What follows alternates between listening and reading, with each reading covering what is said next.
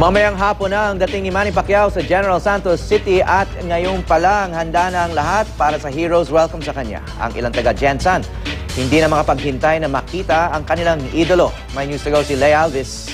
Lay. Howie, isang Heroes Welcome nga ang sasalubong kay Manny Pacquiao pag-uwi niya sa General Santos City mamayang hapon.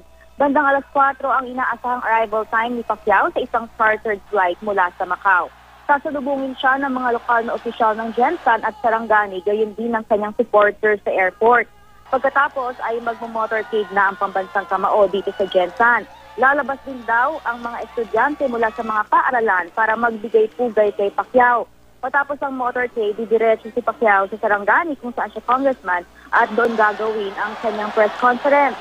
Kahapon, Howie, ay nasisihan natin ang kasiyahan ng mga taga-Jensan sa pagkapanalo na isinagmamalaki nilang People's Champ.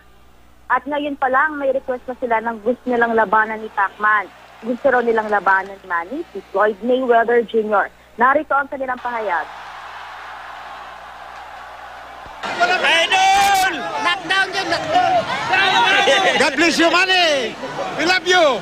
Gusto namin sunod makalaban niya si Mayweather. Okay. Gusto niya ipatunayan, ipakita sa buong mundo na ang Pilipino ay magaling kahit anong dilobyong dumadating, bumabangon at bumabalik. Hari dito sa Jensan ay may mga nagsabit na ng mga streamers bilang pagbati sa tagumpay ni pambansang kamao Manny Pacquiao. At yan muna ang latest mula rito sa General Santos City. Balik sa iyo, Howie. Maraming salamat, Lea Alvis.